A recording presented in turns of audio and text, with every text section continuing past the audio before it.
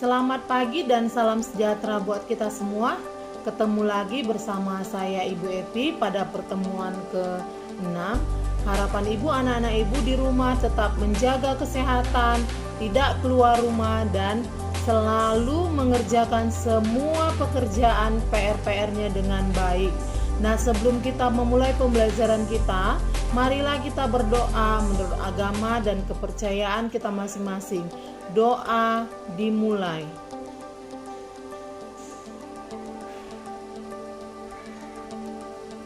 Doa selesai.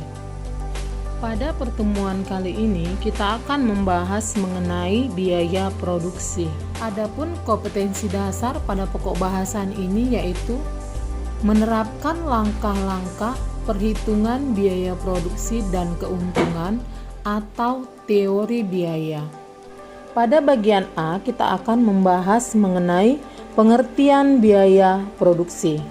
Nah, anak-anak Ibu, sebelum kita membahas apa itu biaya produksi, saya akan membahas dulu apa itu produksi. Produksi adalah mengelola input atau masukan seperti bahan baku, bahan penolong, dan bahan pembantu menjadi output atau keluaran atau menjadi barang-barang yang siap untuk dijual. Lalu proses produksi atau barang maupun jasa yang dilakukan produsen pasti memerlukan yang namanya biaya. Biaya itulah disebut dengan biaya produksi. Nah, biaya produksi yaitu biaya yang dikeluarkan untuk mengelola bahan baku dan bahan penolong dan bahan pembantu menjadi barang yang siap untuk dijual. Pada bagian B kita akan membahas mengenai jenis-jenis biaya produksi. Nah, berdasarkan fungsi pokok dalam perusahaan, biaya produksi dibedakan menjadi dua, yaitu biaya primer atau primer cost, yaitu biaya bahan baku dan tenaga kerja langsung. Lalu yang kedua adalah biaya konversi atau conversion cost atau biaya pengolahan. Nah, itu merupakan biaya tenaga kerja langsung dan biaya overhead pabrik. Dan kemudian berdasarkan hubungan biaya dengan sesuatu yang dibiayai, maka biaya produksi dibedakan menjadi dua. Yang pertama yaitu biaya produksi langsung, yaitu biaya yang terjadi atau penyebab satu-satunya adalah karena ada sesuatu yang dibiayai. Nah, biaya produksi langsung ini terdiri atas biaya bahan baku langsung dan biaya tenaga kerja langsung. Lalu yang kedua yaitu biaya produksi tak langsung, yaitu biaya-biaya selain biaya langsung dan biaya tenaga kerja langsung. Nah, biaya ini sering disebut dengan biaya overhead pabrik atau BOP. Nah, biaya ini ada tetapi tidak terjun langsung ke dalam proses produksi. Salah satu contohnya misalnya adalah biaya iklan. Nah, dari segi sifat, biaya dalam hubungannya dengan tingkat output yang dihasilkan, biaya produksi dapat dibedakan menjadi yang pertama adalah biaya tetap, yaitu biaya yang jumlahnya tetap pada batas-batas tertentu. Biaya tetap mempunyai karakteristik sebagai berikut. Yang pertama adalah jumlah totalnya tetap konstan, tidak dipengaruhi oleh perubahan volume kegiatan sampai pada tingkat tertentu. Lalu yang kedua adalah biaya tetap persatuan atau per unit akan berubah berbanding terbalik dengan perubahan volume kegiatan. Semakin tinggi volume kegiatan, semakin rendah biaya satuannya. Semakin rendah volume kegiatannya, semakin tinggi biaya satuannya. Biaya tetap dibedakan menjadi dua. Yang pertama yaitu biaya tetap total atau total fixed cost atau TFC, yaitu jumlah seluruh biaya tetap yang dikeluarkan selama memproduksi jumlah barang tertentu. Lalu yang kedua yaitu biaya tetap rata-rata atau average fixed cost atau AFC. Adalah biaya tetap yang harus dikeluarkan untuk setiap unit barang atau produk. Rumusnya yaitu AFC sama dengan TFC per Q. Nah, anak-anak ibu coba perhatikan tabel berikut ini. Nah, anak-anak ibu, untuk mempermudah pemahaman tentang konsep FC dan AFC, perhatikan tabel berikut. Yang pertama kolomnya yaitu jumlah produksi atau Q, total fixed cost dalam hitungan rupiah, lalu average fixed cost dalam hitungan rupiah, yaitu rumusnya adalah AFC sama dengan TFC per Q, di mana jumlah produksi 10, maka total fixed cost-nya adalah 60.000. Maka rata-ratanya adalah AFC sama dengan TFC. TFC itu total fixed cost ya nak. Berarti 60.000 dibagi Q 10.000, maka hasilnya adalah 6.000. Seterusnya juga seperti itu. 60.000 dibagi 20.000 sama dengan 3.000. 60.000 dibagi 30.000 adalah 2.000.